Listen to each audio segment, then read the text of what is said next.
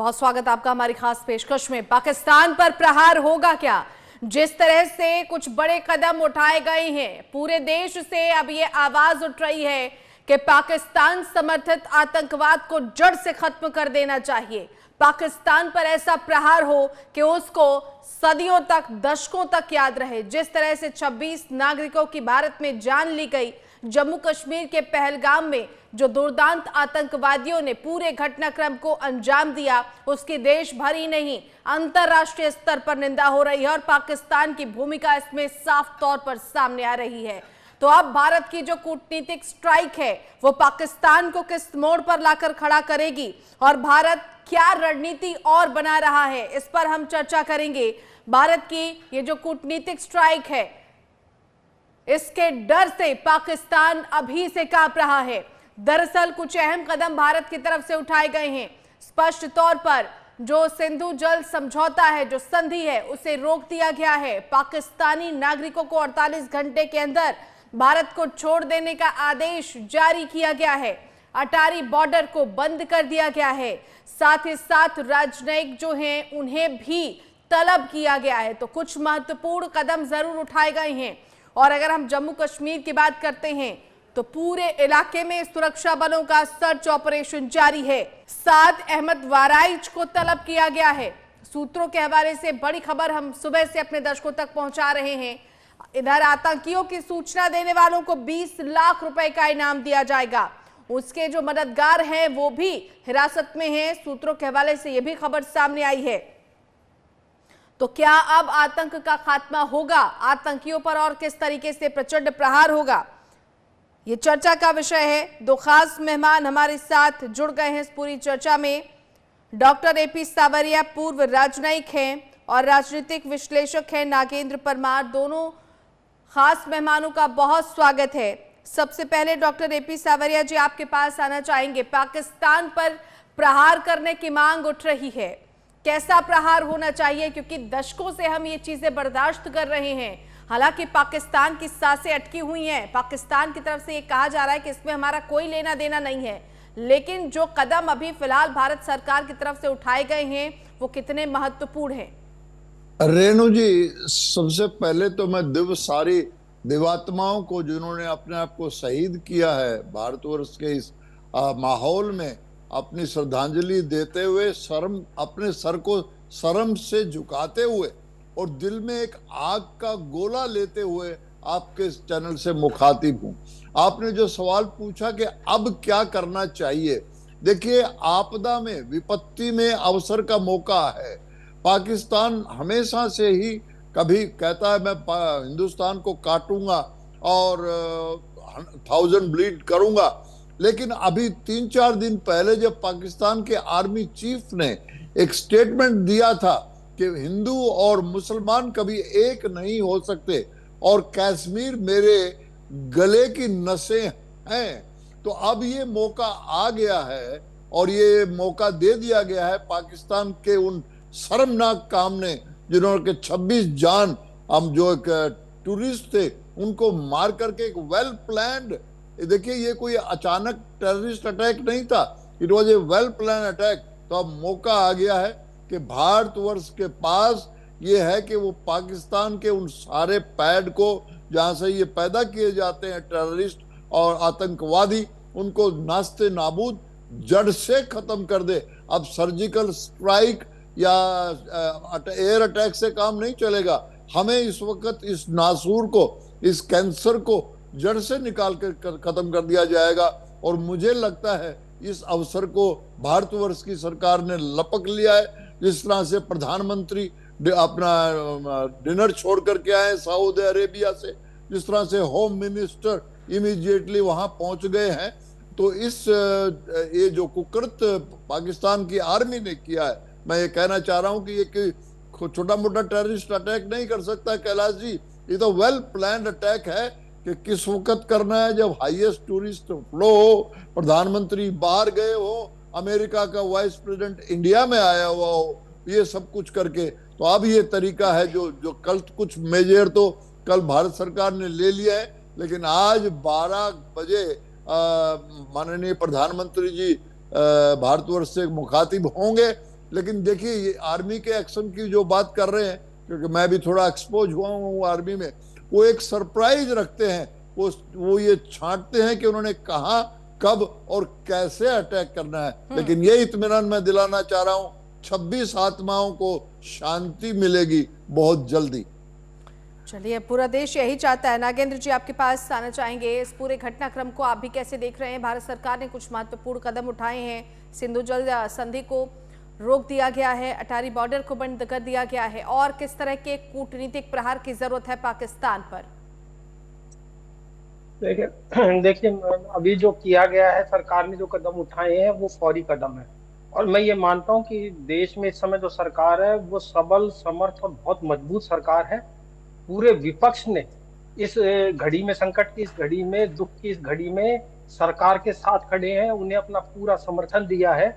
और अब जैसा कि मेरे को पैनलिस्ट भी बता रहे थे कि अब वक्त आ गया है कि ना केवल एयर स्ट्राइक, ना केवल उनकी कड़ी भर्त्सना की जाए, ना उनकी आलोचना की जाए, ना उनकी मजम्मत की जाए, उससे आगे जरूरत है, विज्ञान का एक सिद्धांत है, क्रिया के विपरीत प्रतिक्रिया। मैं कहूंगा क्रिया के विपरीत जो है वो फाइनल क्रियाक्रम होना चाहिए। पाकिस्तान की अकल अब ठिकाने आनी चाहिए। इसे वो वक्त आ गया है कि हमारी पीढ़ी दर पीढ़ी इस आतंक को झेल रही हैं। हमें कितना समय हो गया, हमने उनके साथ शांति वार्ता कर ली, हमने उनके साथ कूटनीतिक संबंध तोड़ दिए, हमने उन पे एयर स्ट्राइक कर दी, लेकिन पाकिस्तान वो देश है वो जो लातों के भूत हैं। ये बातों से नहीं मानते, और इनके साथ लाते भी, इनके लिए परमानेंट इनके लाते लगाने की जरूरत है। और अब मुझे यकीन है कि भारत सरकार एक बहुत मजबूत कदम उठाएगी, और ऐसा कदम उठाएगी कि पाकिस्तान उसे वर्षों वर्ष याद रखेगा। अब समय आ गया है कि जो सीमा रेखाएं हैं वो दोबारा तय हो, और सीमा रेखा ऐसी तय हो कि पीओके अब भारत का हिस्सा हो, और ऐसी कड़ी कार्रवाई हो पाकिस्तान पे कि पाकिस्तान की आने वाली नस्लें भी कभी भारत की तरफ आंख उठा के नहीं देखी जाए। आप देखिए ये क्या समय था, कश्मीर पूरा शांति से चल रहा था, भारी मात्रा में पर्यटक आ रहे थे, देश विदेश के पर्यटक आ रहे थे, अंतरराष्ट्रीय समुदाय देख रहा था कि भारत में, कश्मीर में कितनी शांति से गुजर रहा है, कितना शांतिपूर्ण माहौल बना हुआ है। लेकिन पाकिस्तान क्योंकि अपने आंतरिक कलह से गुजर रहा है, बेरोजगारी से गुजर रहा है, आर्थिक मंदी से गुजर रहा है, ऐसे में पाकिस्तान और पाकिस्तानी सेना और आईएसआई हमेशा जब भी अपने अंदर विरोध देखती है, नागरिकों में देखती है कि असंतोष फैला हुआ, तो उसके पास एक ही चारा है कि वो भारत की तरफ कुछ ना कुछ ऐसी कार्रवाई करती कि सारे उनके देश के वासियों का जो ध्यान है वो अपनी समस्याओं से हट जाए और दूसरी तरफ चल जाए। अब तो इस पे और कोई रास्ता नहीं बचता। हम पीढ़ी दर पीढ़ी इसको झेलते आ रहे हैं कि इसका एक फुल एंड फाइनल समाधान होना चाहिए, और ऐसी कड़ी प्रतिक्रिया होनी चाहिए कि आने वाली इनकी नस्लें भी कभी भारत की तरफ आंख उठा के ना देख पाए। निश्चित तौर पर नागेंद्र जी, और ये जो कूटनीतिक प्रहार है, लोग इसको इससे जोड़ रहे हैं कि एयर स्ट्राइक होगा या एक और सर्जिकल स्ट्राइक होगा। वाकई उस तरह की स्थितियां बन चुकी हैं अब कि एक और सर्जिकल स्ट्राइक की जरूरत है? नहीं, जिस तरह माननीय रक्षा मंत्री जी ने बयान दिया, गृह मंत्री जो कह रहे हैं, मेरे को लगता है, मेरा अपना निजी विचार ये कि सर्जिकल स्ट्राइक से कुछ बड़ा होगा। समय जरूर लग रहा है, सरकार अपनी परिस्थिति करेगा, लेकिन इससे कुछ बड़ा और बहुत ठोस होने जा रहा है, मेरा आकलन ये कहता है। ठीक है, डॉक्टर एपी सावरिया जी आपके पास आएंगे। जैसा नागेंद्र परमार जी कह रहे हैं कि सर्जिकल स्ट्राइक से भी बड़ा, तो चूंकि आपने कहा है कि आप भी इन चीजों को आपने बहुत करीब से देखा है, उससे बड़ा क्या हो सकता है? किस तरह का ठोस जवाब दिया जा सकता है? बिल्कुल रेणु जी, देखिए इस वक्त तो ठोस जवाब देने का ही मौका आया है। मैंने फिर कह रहा हूं कि यह अवसर पैदा कर दिया इस पाकिस्तानी कायराना हरकत ने। आज के दिन में सारा वर्ल्ड, चाहे वो अमेरिका है, चाहे वो रसिया है, यहां तक के चाइना ने भी कह दिया है कि नरेंद्र मोदी जी आप लीड लीजिए, बिकॉज जिस टेररिज्म से सारा वर्ल्ड त्रस्त है और ये मौका मिला है, तो बड़ा होने की जो बात जिस तरह से मैं सुन रहा हूं और देख रहा हूं, और जिस तरह से भारतवर्ष की सरकार का रुख चल रहा है, कल सीसीएस की मीटिंग से पहले राजनाथ जी, माननीय डिफेंस मिनिस्टर ने अपने पूरे जनरल्स की मीटिंग करके स्ट्रेस कोई ना कोई वो स्ट्रेटजी बनाई होगी, और जो ये कूटनीतिक का जो मामला है और जो जो चीजें ये अभी तक डिसीजन लिए, इसके दूरगामी परिणाम होंगे।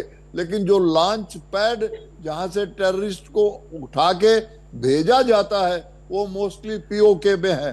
तो मेरे विचार में इस वक्त एलओसी के ऊपर दिवाली मनाई जाएगी और पाकिस्तान की जियोपॉलिटिकल हालात अब ऐसी है कि उसकी सारी फोर्स वहां बलूचिस्तान की तरफ अड़ी हुई है और इसको मुश्किल ये आएगी कि बलूचिस्तान से उठा करके अपनी फौज उन्होंने शुरू कर दी है। रात से हम देख रहे हैं कि उसके एयरक्राफ्ट उड़ रहे हैं, उनको डर लग रहा है, गांव खाली खाली हो रहे हैं। तो अब की बार ये डर सचमुच में परिवर्तित होगा और आने वाले समय में ये जो एलओसी की रेखा फिर से रीड्रा होगी और जो कश्मीर का जो एक हिस्सा उन्होंने कब्जे में कर रखा था वो भारतवर्ष के पास होगा और इस तरह से करके पाकिस्तान के टुकड़े टुकड़े हो जाएंगे। तभी जाकर के मुनीर को थोड़ी अकल आएगी। जिस तरह का जहरीला बयान उन्होंने 3-4 दिन पहले दिया है उस बयान की वजह से इन लोगों को हिम्मत आई है और इन्होंने वो ये जो it was a well planned army action, ये कोई टेररिस्ट काम ऐसा नहीं करता। देखिए उस जगह को चुना इन्होंने जहां पे बहुत बड़े जंगल है और वो वहां गाड़ियां भी नहीं जाती हैं।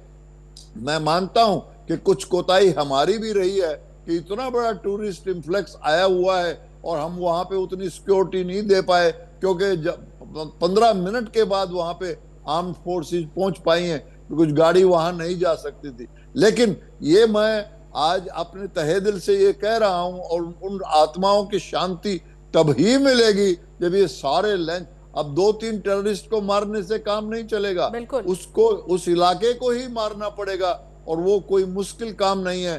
भारतवर्ष के लिए बहुत जरूरत है और नॉट भारतवर्ष के लिए, सारे वर्ल्ड इस वक्त आज रेणु जी सारा दुनिया जो है नरेंद्र मोदी जी की तरफ देख रहा है। यहां तक कि चाइना ने कहा है कि नरेंद्र मोदी जी भारतवर्ष आप लीड लो, हम आपके साथ हैं।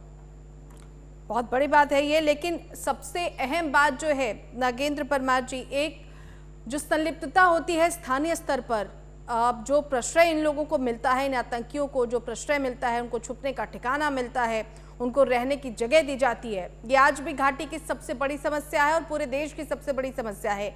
इसको खत्म करने के लिए किस तरह के कदम उठाए जाएं, क्योंकि आपने भी देखा कि इस पूरे मामले में स्थानीय लोगों ने मदद की है, स्थानीय जो आतंकी हैं या एक तरीके से कहें जो स्लीपर सेल के और सक्रिय सदस्य हैं उनके तरफ से इनको मदद मिल जाती है। जी आपने बिल्कुल ठीक कहा। देखिए बिना स्थानीय सहायता के कैसे जो ये आतंकवादी, ये अलगाववादी हैं, ये देश में घुसते हैं और ना सिर्फ घुसते हैं। देखिए अगर डरा धमका के किसी के घर रहा जाए तो 2-4 दिन 5 दिन से ज्यादा नहीं रहा जा सकता। एक लंबे समय तक स्थानीय उन लोगों के पास रहते, तो कोई ना कोई कुछ ना कुछ ऐसे लोग हैं, स्थानीय तत्व हैं जिनसे इन्हें समर्थन मिलता है, जो इनको छिपाते हैं, बचाते हैं और रेकी करने में इनकी मदद करती है। तो इसमें तो इंटेल का बहुत बड़ा हाथ है कि खुफिया, हमारा जो खुफिया तंत्र है उसे और चौक चाबंद होने की जरूरत है, उसे और सक्रिय होने की जरूरत है कि जो देश विरोधी तत्व हैं, जो देश में रह रहे हैं, उन्हें स्थानीय तत्वों को भी पहचाना जाए, बाहरी तत्वों को भी पहचाना जाए। ये तो हमारे खुफिया तंत्र को और सक्रिय होना पड़ेगा और इसमें भी छोटा मोटा फेलियर खुफिया तंत्र का था, लेकिन अभी ये बातें करने की नहीं है। और अभी तो हमारा पूरे देश की सरकार का, देश के नागरिकों का एक ही मकसद होना चाहिए कि कैसे इस जो भारत विरोधी ताकतें हैं, जो अलगाववादी ताकतें हैं, उनको कैसे करारा जवाब दिया जाए और एक ऐसा सबक सिखाया जाए कि वो पीढ़ी दर पीढ़ी याद करे। मैं फिर कह रहा हूं कि अब समय आ गया है मेरे हिसाब से, जब सीमा रेखाएं दोबारा तय हो, एलओसी लाइन ऑफ कंट्रोल दोबारा तय होनी चाहिए और पीओके, पाक अधिकृत कश्मीर अब भारत का हिस्सा होना चाहिए और उस देश के जो भारत विरोधी है इतने टुकड़े कर देने चाहिए कि वो कभी मुंह उठा के हमारी तरफ देख ना पाए। आप देखिए कि इस समय पाकिस्तान अपनी सबसे कमजोर स्थिति में है, जो आर्थिक तंगहाली और बदहाली से गुजर रहा है, बेरोजगारी से गुजर रहा है, वहां भुखमरी की नौबत आई हुई है। बलूचिस्तान में एक बहुत बड़ा विद्रोह हो रखा है जिसको सेना निपट नहीं पा रही है। कुछ दिन पहले की हमने घटनाएं देखी है, अफगान बॉर्डर पे अफगानिस्तान के लड़ाकों के साथ पाकिस्तानी सेना को जूझना पड़ रहा है। उस तरफ से दबाव है कि कब उस तरफ के सीमा पार करके अफगान पाकिस्तान में घुस जाएंगे। तो इस समय पाकिस्तान की हालत ज्यादा अच्छी नहीं है और इन्हीं चीजों के चलते उसने इस तरह की कायराना हरकत करी है। लेकिन अब इन सब चीजों के मद्देनजर हमें फुल एंड फाइनल, मैंने कहा ना, क्रिया के विपरीत प्रतिक्रिया के बजाय क्रिया के विपरीत फाइनल क्रियाक्रम करने का वक्त आ गया। निश्चित तौर पर नागेंद्र जी, बहुत अहम बात आपने कही है।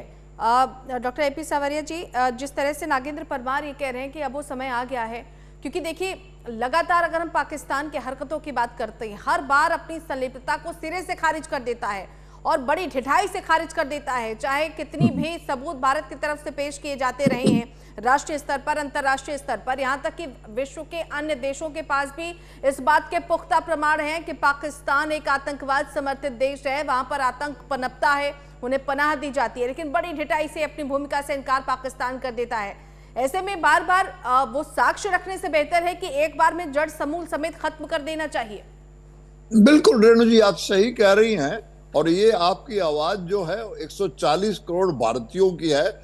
और वो जो टेररिस्ट ने, उन कायरों ने, हमारे जो यात्री वहां गए हुए थे, वहां आदमियों को पॉइंट ब्लैक गोली मारी और उनकी वाइफ को बोला कि जाके अपने मोदी को बोल देना कि हमने तुमको मार दिया है। और देखिए, ढूंढ ढूंढ के कि कलमा पढ़ना आता है कि नहीं तुमको, तो कलमा नहीं पढ़ना आता तो मतलब हिंदू हो, गोली मार दी। ये सब आफ्टर इफेक्ट जो इनके जनरल मुनीर ने जो बातचीत की थी, तो मैसेज उन्होंने पूरी तरह से भारतवर्ष को दे दिया है। और भारतवर्ष ने भी वो मैसेज बहुत अच्छी तरह से आत्मसात कर लिया है।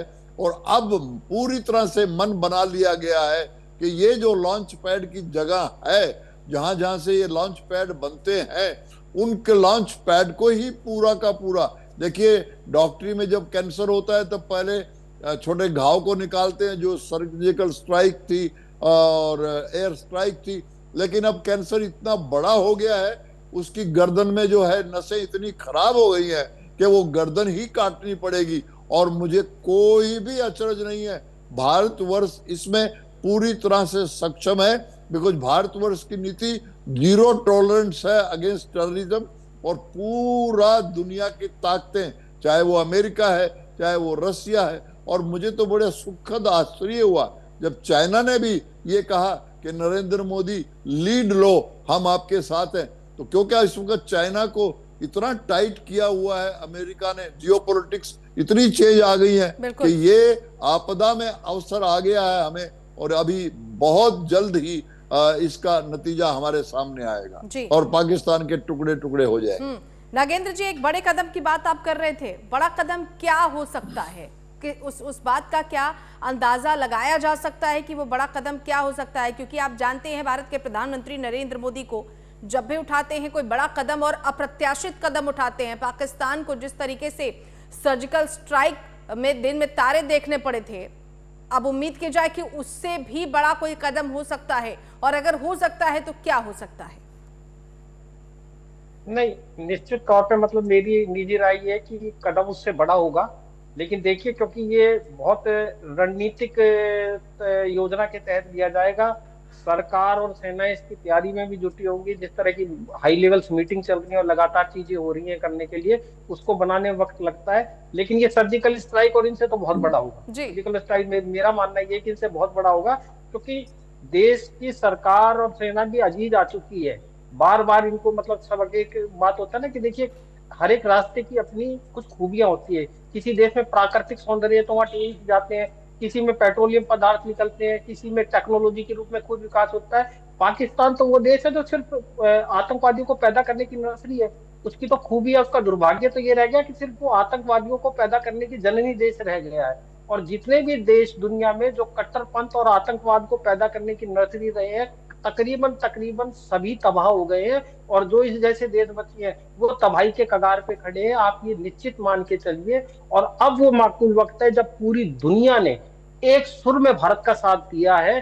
क्या अमेरिका, क्यों यूरोपियन यूनियन, क्या चाइना और क्या छोटे बड़े देश, क्योंकि आतंकवाद किसी एक देश का मुद्दा नहीं है, ये वैश्विक समस्या है। सारी दुनिया, क्या विकसित देश, क्या विकासशील देश, क्या पिछड़े देश, सब इससे जूझ रहे हैं। और गिने चुने देश बच गए जो आतंकवाद की नर्सरी है, जहां आतंकवादी पैदा हो रहे हैं। तो पूरी दुनिया ये चाहती कि ऐसी नर्सरी है ना, वो जड़ से खत्म हो जाए, वो धरती बाज हो जाए, जिस पे ऐसे आतंकवादी और अलगाव विरोधी ताकतें पैदा होती हैं। तो निश्चित रूप से अभी रणनीतियां बन रही हैं और कुछ ना कुछ हो रहा है। अच्छा, थोड़े समय में अपने आप पूरे देश को देखने और जानने को मिलेगा, और आप हम सब देखेंगे कि क्या हो रहा है। वो दरअसल ये रहा है कि जब बांग्लादेश अलग किया गया था तो शायद पाकिस्तान की वो पीढ़ी पुरानी हो गई जिन्होंने देखा था कि लाखों लाख सैनिकों ने कैसे घुटनों के बल बैठ के भारत से माफी मांगी थी। इन्हें उस वैसा ही सबक दोबारा सीखने की जरूरत है, क्योंकि ये भूल चुके हैं, तो उन्हें याद दिलाने की जरूरत है कि भारत कौन सा देश है। जी। भारत की सेना, भारत की सरकार और भारत का नागरिक अपने ऊपर आई हर समस्या को निपटना जानते हैं और मजबूती से निपटना जानते हैं। भारत के 140 करोड़ नागरिकों में एक एक बूढ़ा, बच्चा और जवान तैयार है सेना पे लड़ने के लिए, सीमा पे लड़ने के लिए, देश के लिए अपने प्राणों को भी त्यागने के लिए तैयार है। हाँ, इस अगर कुछ बड़ा एक्शन होगा तो हमें भी उसके कुछ नुकसान झेलने पड़ेंगे, लेकिन जो ये लगातार वर्षों, 10 वर्षों से, दशकों से जो चीजें, समस्याएं चल रही हैं, इस समस्या का स्थायी समाधान होना बहुत जरूरी है। और अब की बार मुझे लगता है कि ये समाधान होकर रहेगा। डॉक्टर सावरिया, इस बार समाधान होगा तो जिस तरह से ये पूरा घटनाक्रम सामने आया, हमास की तरह हमले का पैटर्न था, अगर आप उस पैटर्न को बहुत अच्छे तरीके से देखें, जिस तरह से ये गतिविधि को अंजाम दिया गया, सर मुझसे बेहतर बारीकी तरीके से आपने देखा होगा, अगर हमास की तरह ये हमला किया गया है तो इजराइल की तरह बदला भी लेना होगा। बिल्कुल रेणु जी, आपने सही कहा है। ये एग्जैक्टली उसी पैटर्न पे, जैसे हमास ने वो त्योहार का दिन चुना था और लोग मार दिए गए थे, तो उसका पैटर्न जो इजराइल ने लिया और अब वो नाको चने चबा करके माफी मांगते घूम रहा है, वही हालात अब होने वाली है। मैं फिर दोहरा रहा हूं कि ये आपदा में अवसर आया है। सारा वर्ल्ड इस वक्त भारतवर्ष को नेता मान रहा है और कह रहा है कि आप चलिए इस आतंकवाद को जड़ मूल से खत्म कर दीजिए। और मैं आज जिस तरह से बातें हो रही हैं, जिस तरह से आर्मी चीफ को, सारे जनरल्स को इकट्ठे करके डिफेंस मिनिस्टर का मीटिंग कर रहे हैं, स्ट्रेटेजी बना रहे हैं, ये जो कूटनीतिक फैसले लिए गए हैं, इनका असर तो आने वाले समय में होगा। लेकिन इमीडिएटली पाकिस्तान को जो देखने वाला है, इमीडिएट का मतलब आज रात को नहीं, बिकॉज ये जितने भी ऑपरेशन होते हैं वो वेल प्लान्ड और सरप्राइज होते हैं। बट मुझे लग रहा है, मेरा विचार है कि एलओसी के ऊपर बहुत ही जल्दी, हफ्ते या 10 दिन में दिवाली मनाई जाएगी। और जिस तरह से आज पाकिस्तान के एक नुमाइंदे ने कहा है कि हमें डर है कि भारतवर्ष पीओके ले लेगा इस इंसिडेंट के बाद में, तो उसका डर ये सही होगा और उसको अपनी आर्म्ड फोर्सेस एलओसी पे लानी पड़ेंगी। अगर वो आर्म्ड फोर्सेस एलओसी पे लेके आएगा तो जो बलोचिस्तान के लड़ाके हैं, जिनको के मुनीर ने कहा था कि सिर्फ 1500 टेररिस्ट वहां आए हैं और हम उनको नाको चने चबा देंगे, तो अब ये जो मुनीर की जनरल मुनीर की गर्दन की नसें हैं, वो भारत की सरकार और भारत की सेनाएं सक्षम है उस गर्दन को उड़ाने वाले। अभी परमार साहब ने कहा है कि वो 96,000 कैदियों की ये कैद भूल गए जब उनके जनरल ने हथियार जो है हमारे जनरल के पैरों में रखे थे, और मैं चश्मदीद गवाह हूं ढाका में उस इंसिडेंट का। तो वो समय आ गया है रेणु जी, बहुत जल्दी ही, जल्दी का मतलब विद इन शॉर्ट टाइम ये सिचुएशन होने वाली है और ये सारी नर्सरियां हमेशा हमेशा के लिए खत्म हो जाएंगी और पूरा वर्ल्ड जो है टेररिज्म से मुक्त हो जाएगा और उसका श्रेय भारत को जाएगा।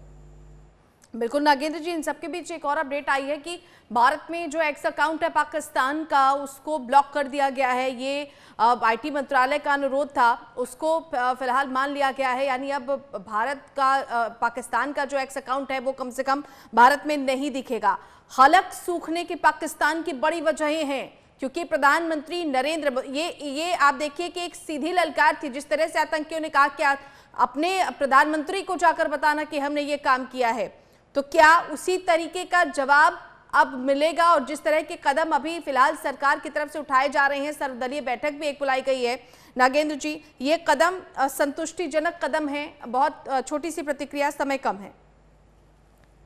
जी जी, बिल्कुल बिल्कुल। देखिए, स्टेप बाय स्टेप चलना ही होता है देश को, सरकारों को, और बड़ी रणनीति बनाने के लिए थोड़ा सा बड़ा समय चाहिए होता है।